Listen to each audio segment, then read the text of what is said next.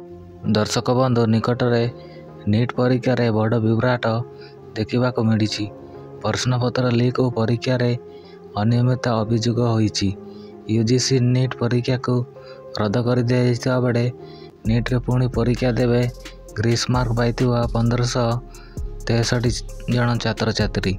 तेज यही विवाद मध्य केंद्र सरकार शुक्रवार राति रे सार्वजनीन परीक्षा आईन 2024 लागू करछंती, जहाँ प्रतिमूलक परीक्षा रे प्रश्नपत्र लीक और अनियमितता को रोकने को साहाय्य करिवो। एने विज्ञप्ति प्रकाश पाई। 2024 प्रश्नपत्र लीक नहीं चलती विवाद मध्य यह पदक्षेप गुरुत्वपूर्ण विवेचना करा जाए।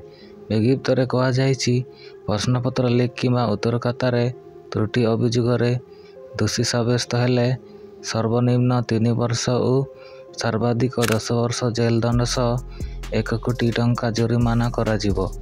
एही आईन अधीन समस्त अपराध जामिन विहीन हेबो।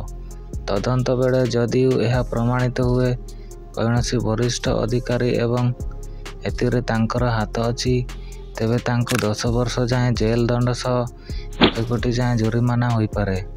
आईन अनुजाई जदि कौनसी व्यक्ति प्रश्नपत्र लीक मामला रे दोषी साब्यस्त हुअन्ति तेबे तांको 10 वर्ष जेल एवं 1 कोटी टंका जुर्माना हो पारे। अन्य प्रार्थी स्थान रे परीक्षा देवारे दोषी साब्यस्त हेले दोषी को 3 रु 5 वर्ष जेल दंड एवं 10 लाख टंका जुर्माना लागू करा जिवो।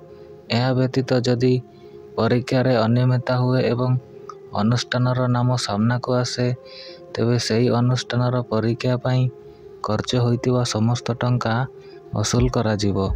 एथि सहित अनुष्ठानर संपत्ति मध्य बाजेयाप्ति करा जाई पारे। आपणको कहि रखुछु जे NEET, UGC, UPSC, SSC, railway, banking आदि परीक्षार प्रश्नपत्र लीक करुवा अपराधी विरुद्ध में कड़ा कार्यानुष्ठान ग्रहण करने को नहीं यही आईन प्रणयन करा जायछि। यही आईन चलित वर्ष फेब्रुआरी मासरे आरंभ होइतिला।